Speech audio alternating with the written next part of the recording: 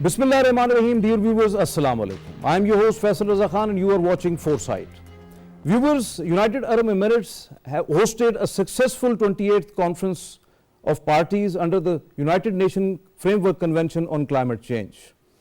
That has given a ray of hope to whole humanity for urgent climate action to have a better future. Pakistan, as a most resilient nation in the world, has played a pivotal role in achieving maximum objectives at the climate conference. This is because this Mother Earth belongs to all, and we need urgent climate action to save our future generations before it's too late. Viewers, we have a small package of the 28th Conference of Parties. This is related to the closing plenary.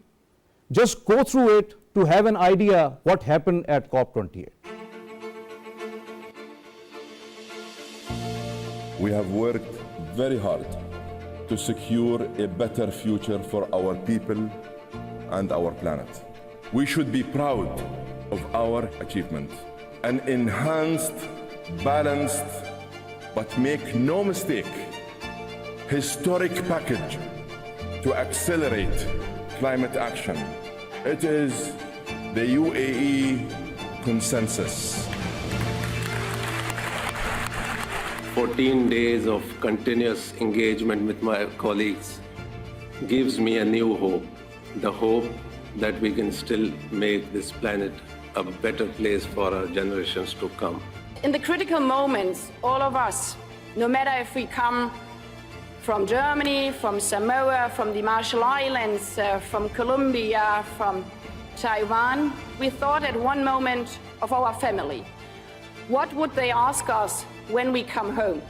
Multilateralism has actually come together, and people have taken individual interests and attempted to define the common good. That is hard. For the first time, humanity is coming together in its diversity to agree on a managed transition away from the one resource which has enabled so much development. This is the first time that we have perhaps come out of our respective comfort zones and tried to look at the bigger picture. Coming to Dubai a few days ago, we found an atmosphere of love, one where people wanted to discuss honestly, with respect. Consultation were deep. Indeed, everybody wanted to succeed. This is a very relevant and positive step forward, and we are very happy to take this step forward with you all. You promised a strong result, and today we are delivering a strong result. And the United Arab Emirates is rightly proud of its role in helping you to move this forward. Everyone united, everyone acted, and everyone delivered.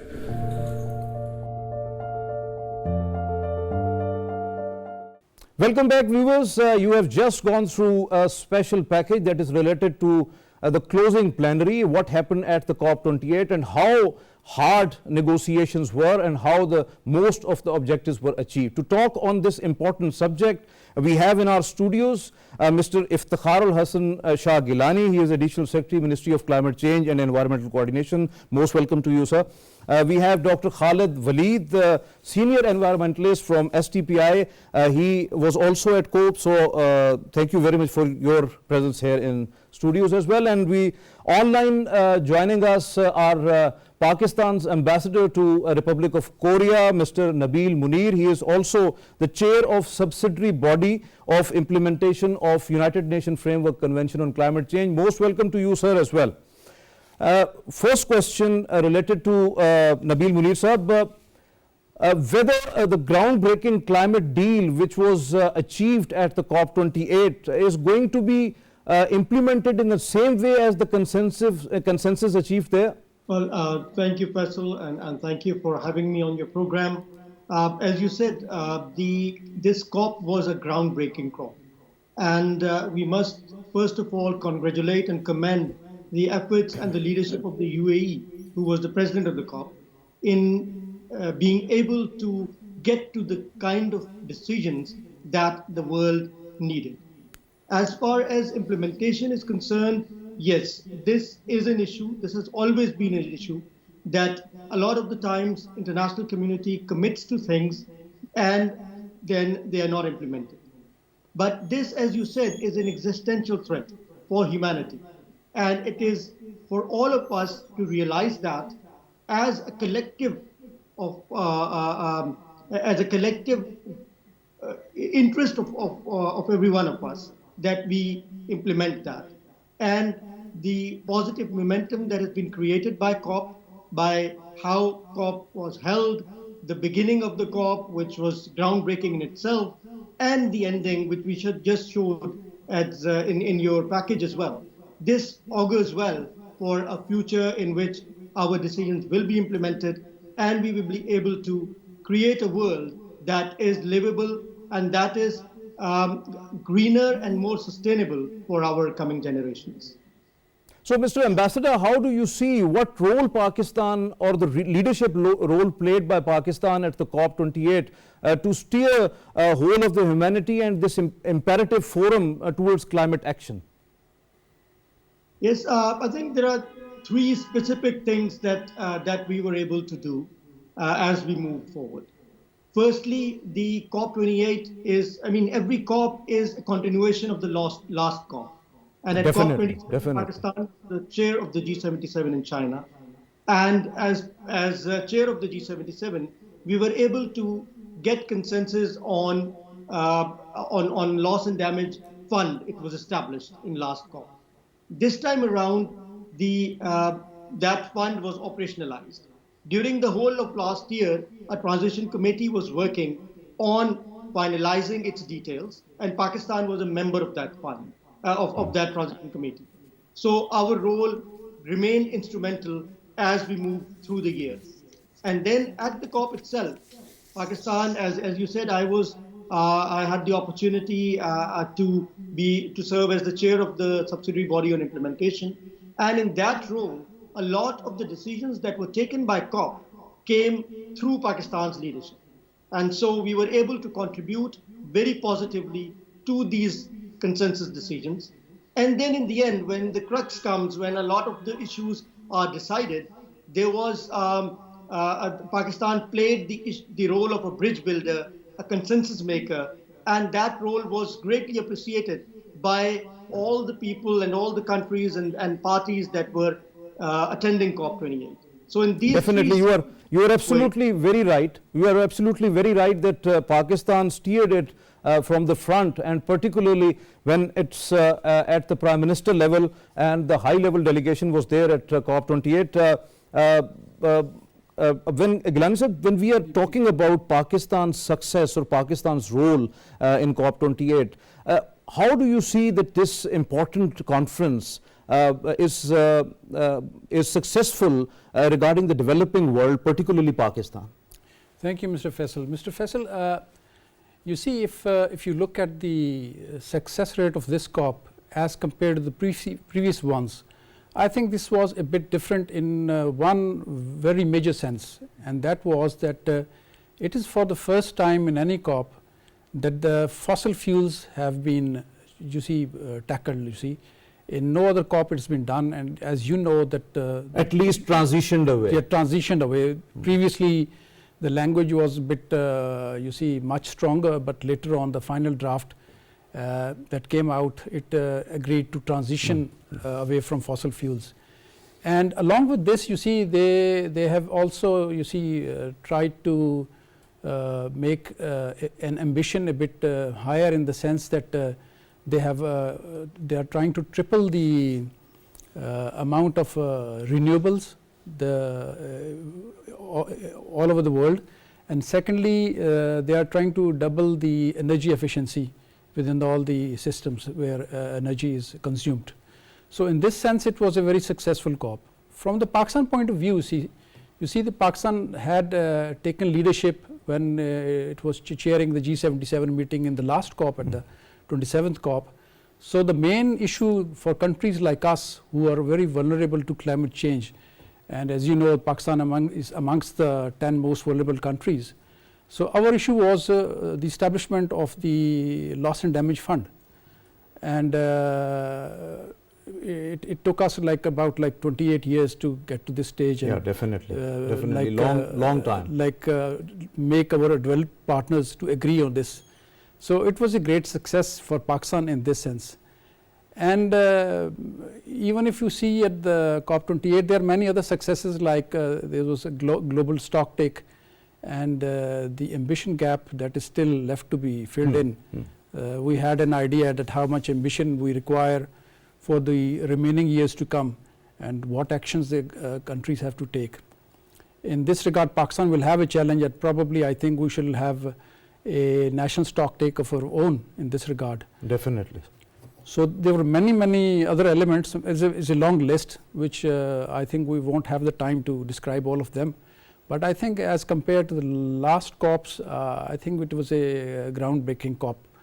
Dr. Khalid, your point well taken. Dr. Khalid, you were there in COP and you have the ample experience of elaborating the environmental issues and also on economic and energy front as well. So Pakistan was actually emphasizing on right to economic development, implementation framework, means of implementation, and also an increase in the adaptation fund.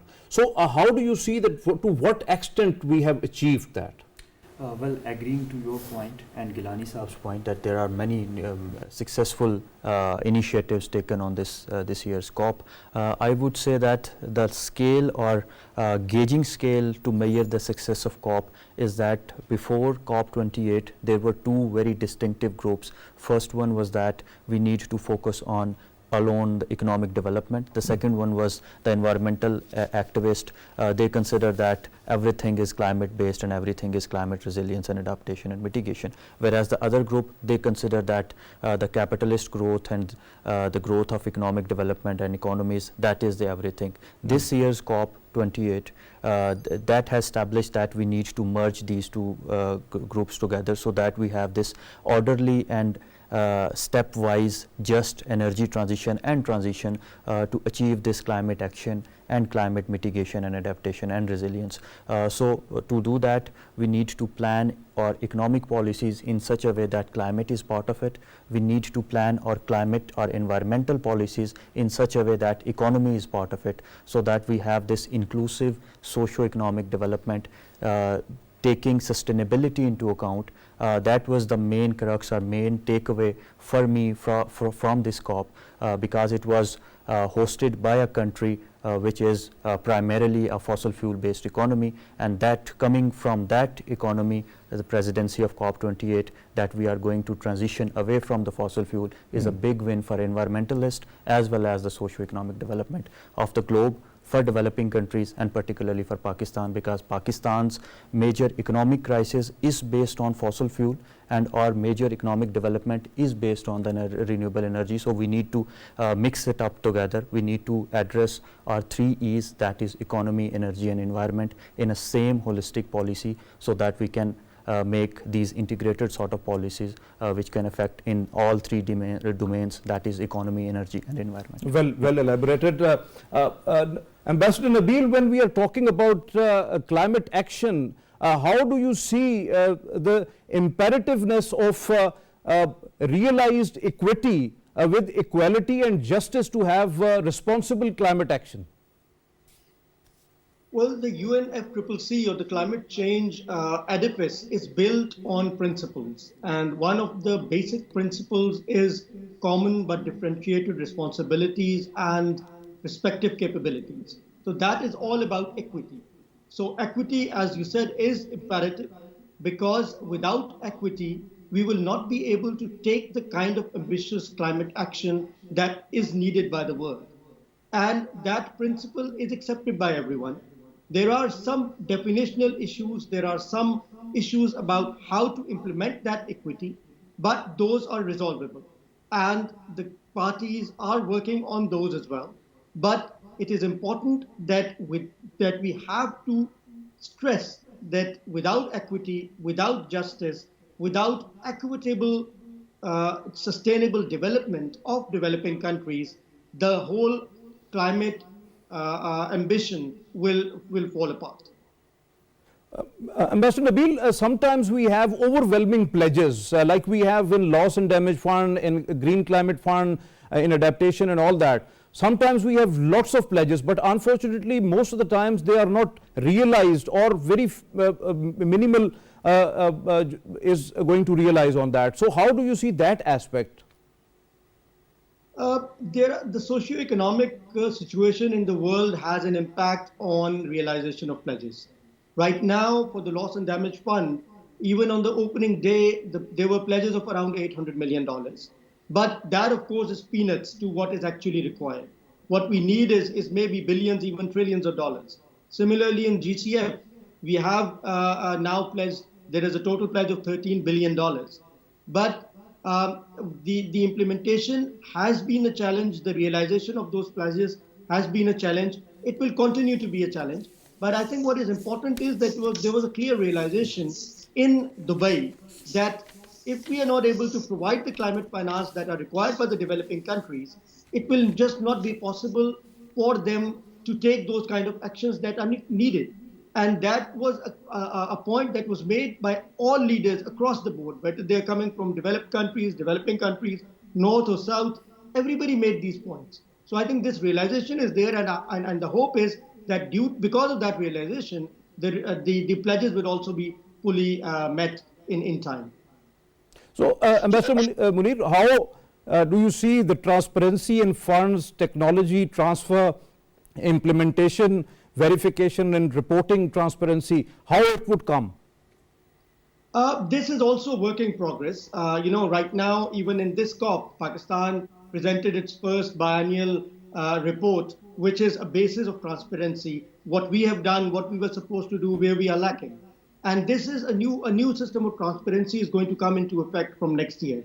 And all countries will be required to report. And that's why it is extremely important for our own government to make sure that the pledges that we make, whether they are through the nationally determined contributions, the NDCs, or some of the other voluntary pledges that they have made, we should be fully geared to implement those pledges. Because if we are not able to, then this system of naming and shaming will come up at a later stage, and then we might have problems to access finance at a later stage.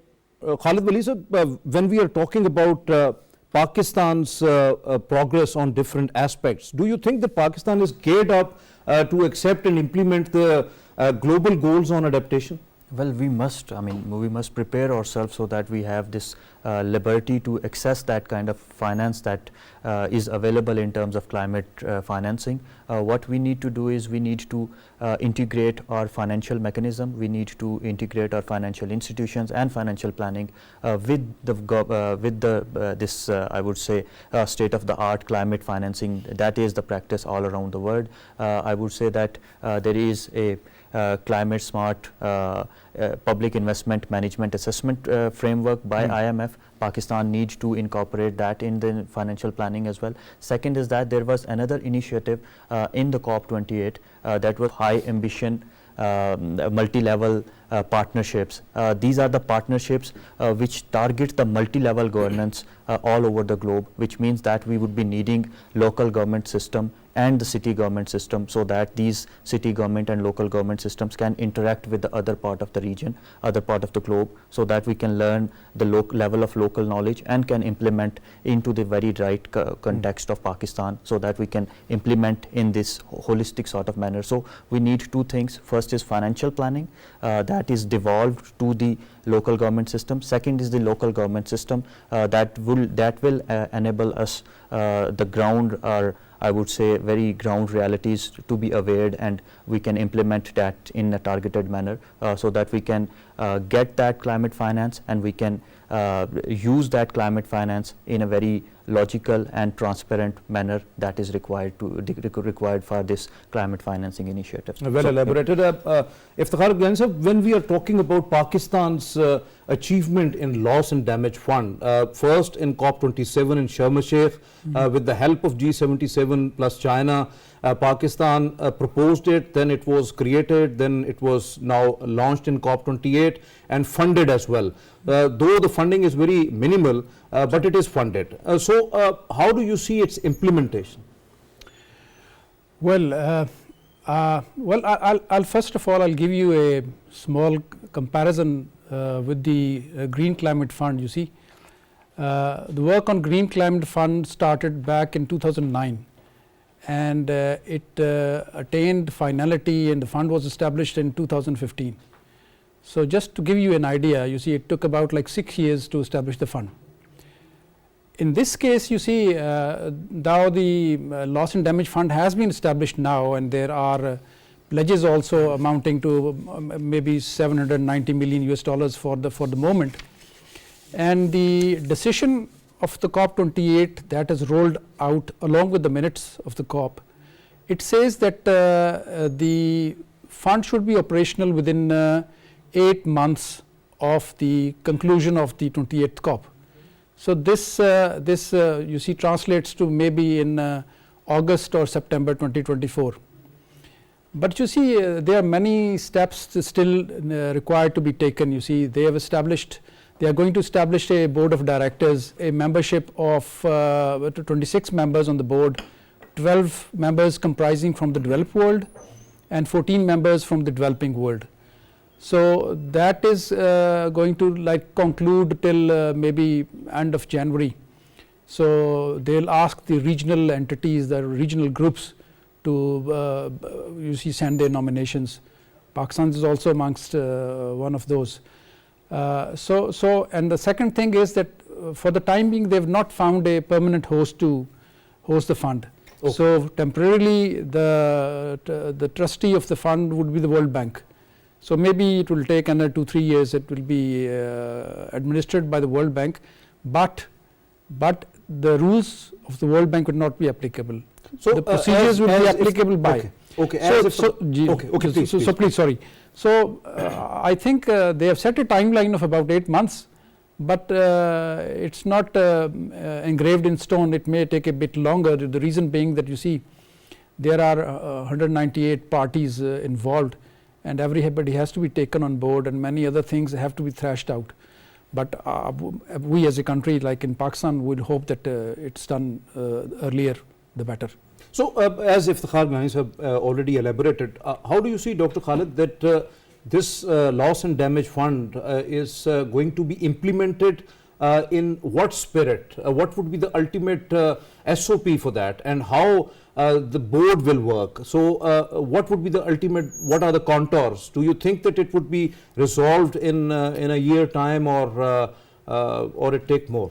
Well, I would say that there are so many modalities around this loss and damage funds we need to take into account. So I'm not seeing it being operationalized or cash being delivered to the climate adverse countries in 3 to 4 years time. But what we need to do are the countries who are most affected by the climate, they need to make their coalition as well in a very operational and actionable way, so that we can target the climate financing other than loss and damage fund that is available, so that we can make our economies more resilient to climate and more balanced kind of approach, so that these economies are getting socio-economic development that is inclusive and that is climate smart at the same time. What these economies or Pakistan can do, we can target the private sector, we can bring private investment into renewable energy and into energy efficiency folds.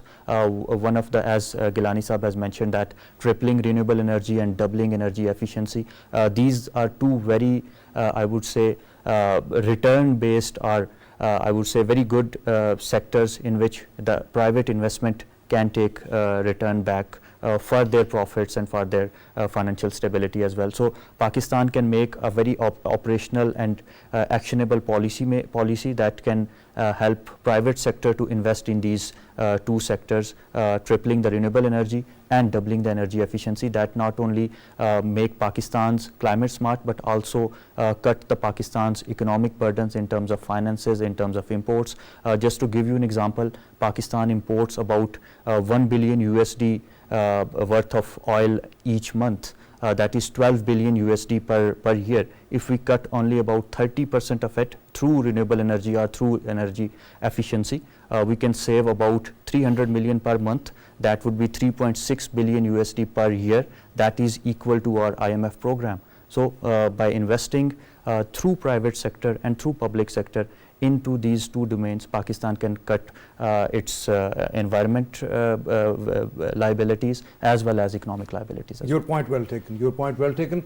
Ambassador Munir, when we are talking about this United Nations Framework Convention on Climate Change, what about the new post-2025 long-term finance goals that set during COP28, and what would be the ultimate objective of it?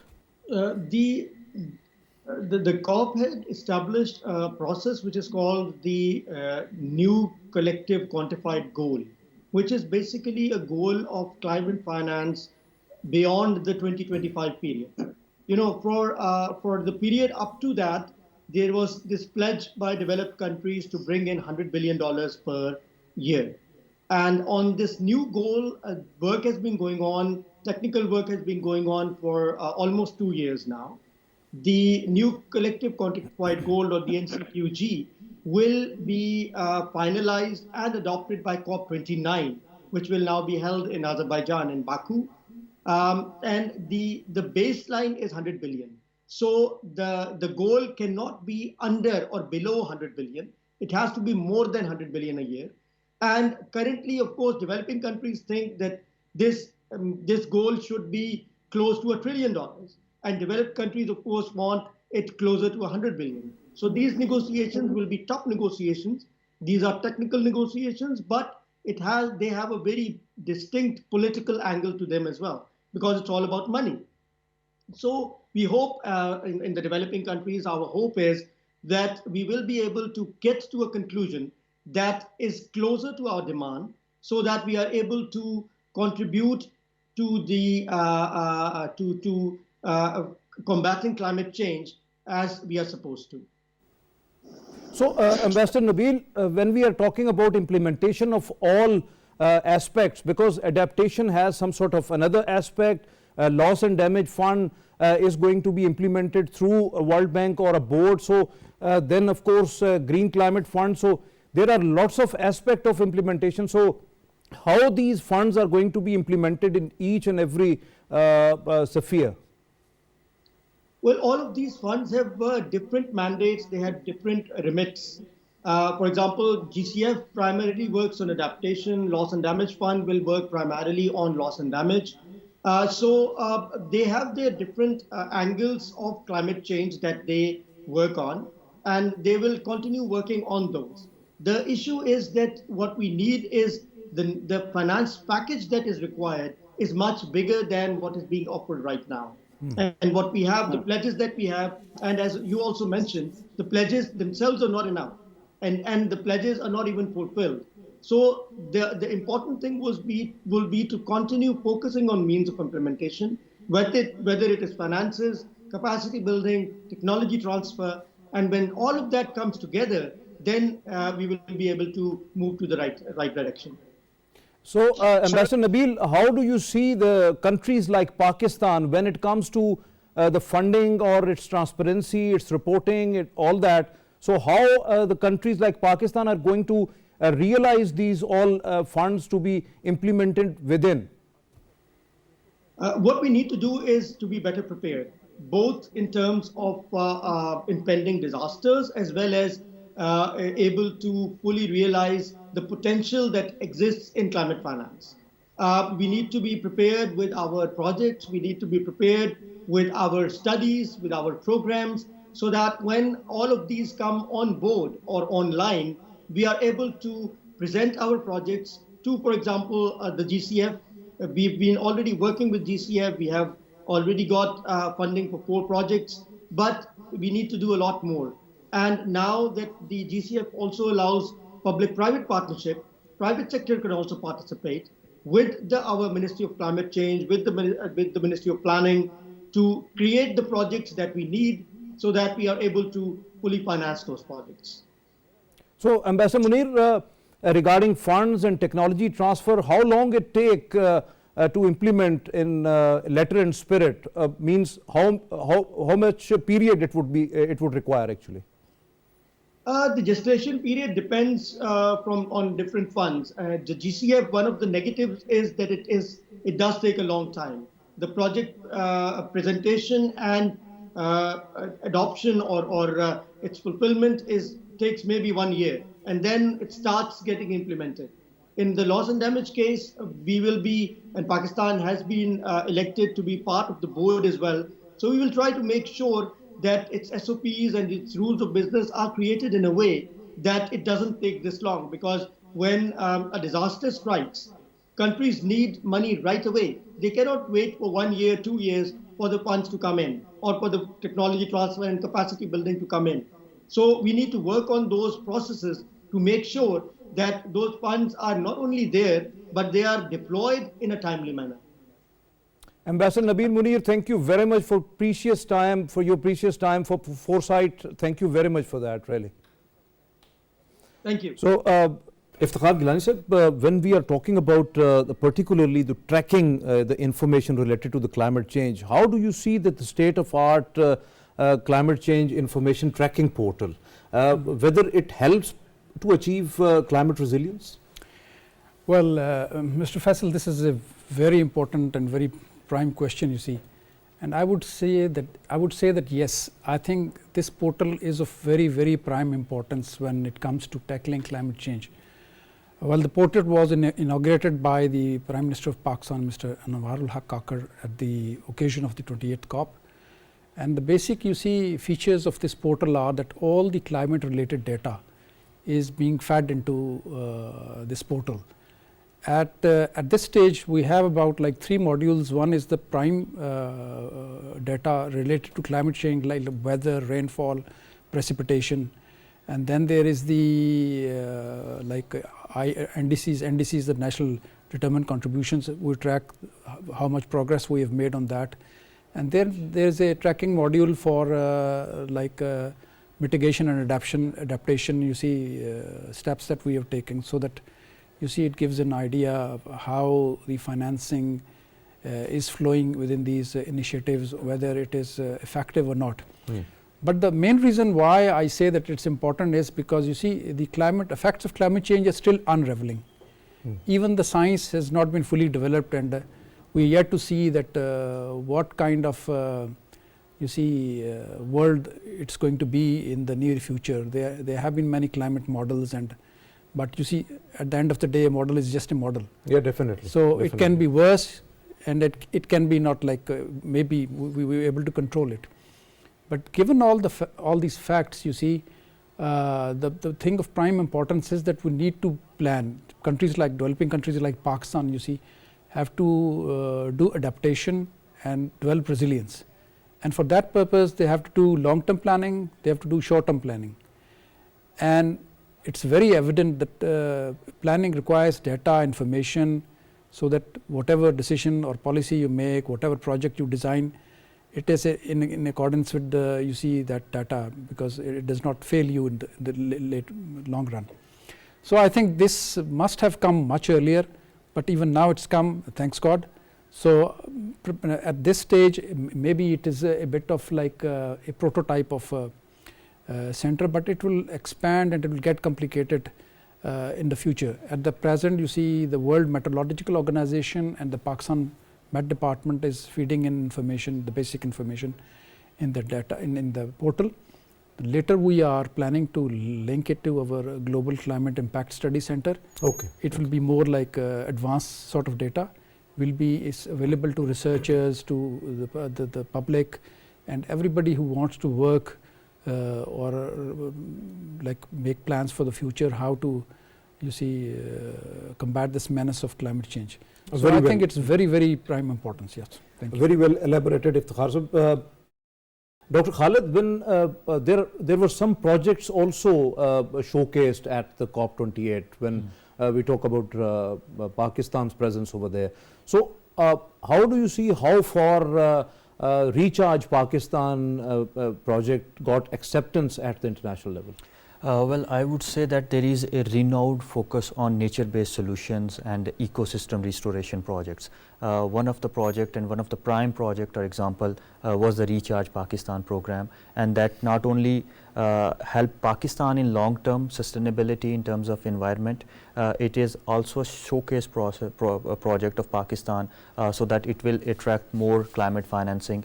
It will not only help rebuilding Pakistan's ecosystem, Pakistan's water landscape, because climate change, I would say that climate change is a multiplier in terms of more problems and in terms of more solutions as well.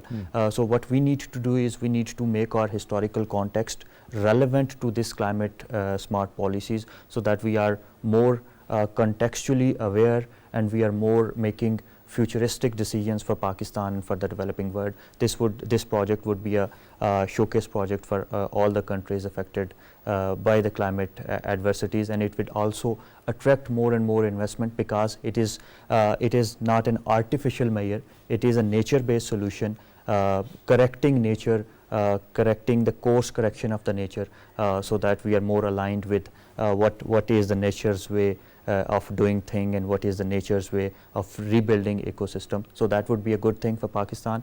I would say more and more private investment would be coming into nature-based solutions. We would see more restoration of forestation, we would see more restoration of our water landscape. One thing that can foster and that can I would say exponentially enhance the effectiveness of this would be to build an economic engine in front of these nature-based practices.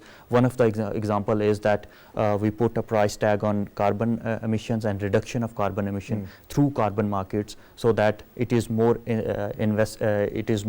I would say incentivizing for the investors, private investors and public investors to invest money in this and get some alternative revenue stream. And definitely it's going to be a real-time project for Pakistan to have a cleaner and greener country. Yes. So the same one to Iftikhar sir, to you.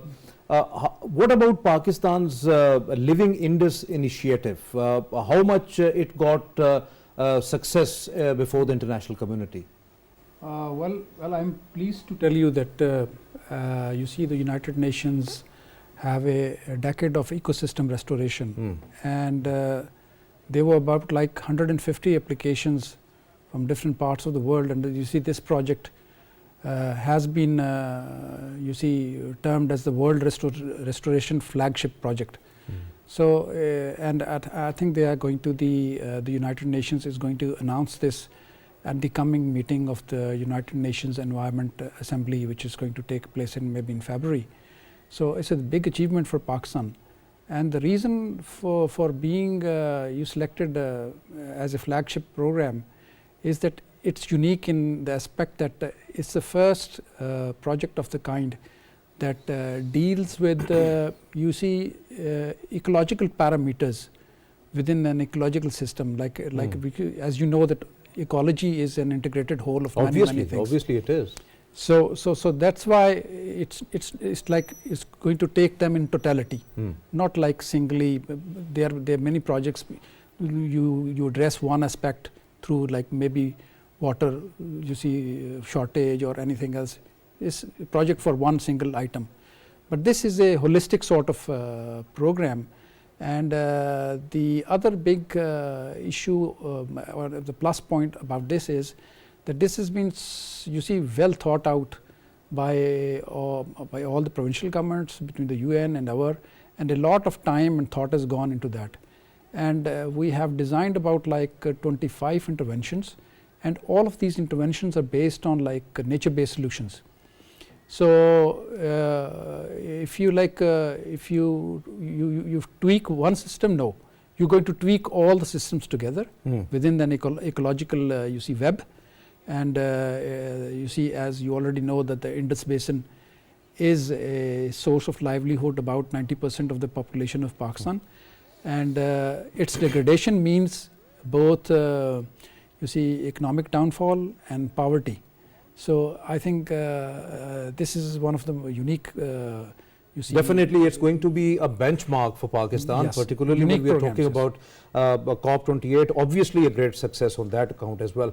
So Dr. Khalid, when It's ambitious one when I am asking this question.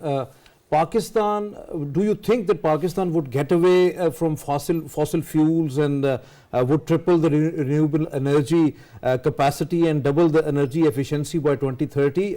Isn't it a tough task to compare to the global task what was envisaged at the COP28? Well, Pakistan didn't join the pledge of tripling the renewable energy and doubling the energy efficiency. Pakistan has already in its targets, in its RE policy, that Pakistan is going to triple, I would say more than triple the renewable energy shares. So it's already there, but what we need is the financing. The major bottleneck in terms of energy transition is the financing. Pakistan will be requiring, with tripling the renewable energy, also the tripling the energy financing coming into Pakistan, so that we can invest into our energy systems. One thing to understand is that tripling the renewable energy is not a very easy task if we take into account the transmission system or electricity transmission system. Pakistan's electricity transmission system is very dated. We need to invest into that as well, and that would be a very heavy investment. So the Pakistan's actionable planning should be that we take it as step-by-step manner through a just energy transition partnerships program, just like they did in South Africa, Indonesia, Vietnam and Senegal.